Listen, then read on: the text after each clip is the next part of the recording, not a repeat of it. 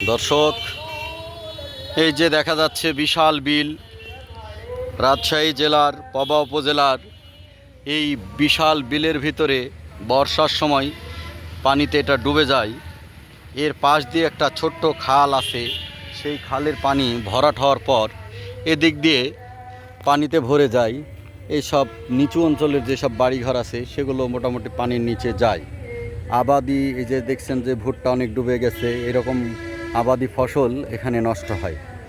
তো এই নদীটি আসলে এই যে পটপানা, যেটাকে আমাদের এলাকায় বলে পটপানা, এই পটপানাতে দেখেন এই নদীটি বুঝে গেছে। এখানে সংস্কার করার আসলে কোনো লোক নেই, কারো নজরদারি নেই এই নদীটির উপর।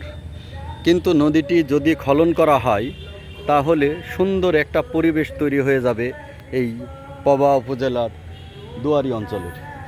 এদিকেও দেখেন বিল, সেই নদীর পটপানাতে বোঝা হয়ে পটপানাগুলো উপরের দিকেও চলে গেছে।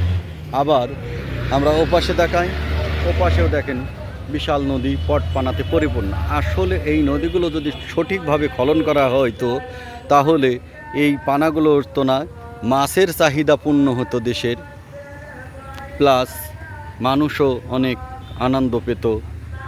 দুর্গন্ধ এবং ফসল আবাদি জমিগুলোকে আবাদ করে তারা দেশের উন্নয়নে কাজে লাগাতে পারত।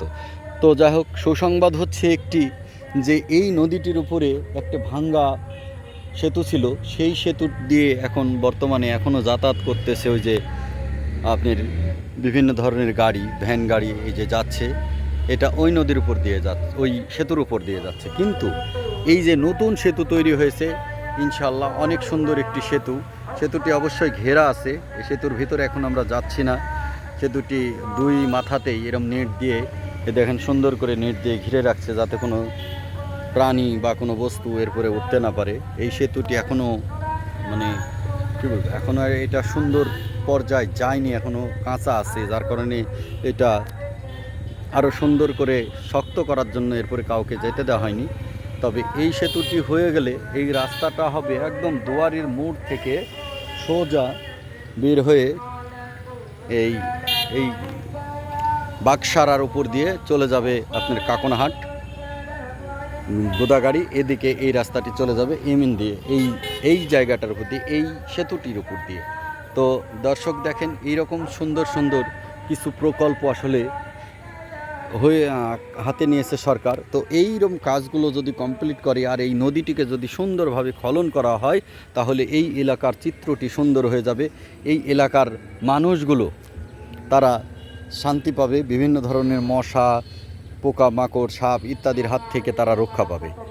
তাই সরকার এই উদ্যোগগুলো নিলে সরকারের যেমন সুনাম হবে, তেমনই এই দেশের মাছের চাহিদা পূর্ণ হবে এবং দেশের বাইরেও মাছ বিক্রি করতে পারবে। যা পরিদর্শন করছে আমার মামা জাহাঙ্গীর আলম, এই যে সামনে দাঁড়িয়ে আছে, আপনারা দেখছেন আমার মামাকে সাথে করেই আমি আসছি এখানে। তো দর্শক, পরবর্তীতে এই রকম বিভিন্ন জায়গাতে যে আকর্ষণীয় সেতু বা আকর্ষণীয় কিছু তৈরি করা হয়েছে সেগুলো আমি মাঝে মাঝে আপনাদের দেখাই, মাঝে মাঝে গান শোনাই। আমার আসলে এটা একটা বলেন কি শখ। আমি চাই দেশের উন্নয়ন করতে, মানুষের সুখ এবং শান্তি বজায় রাখার জন্য একটু মানুষের পাশে থাকতে। আসসালামু আলাইকুম, সবাই ভালো থাকবেন।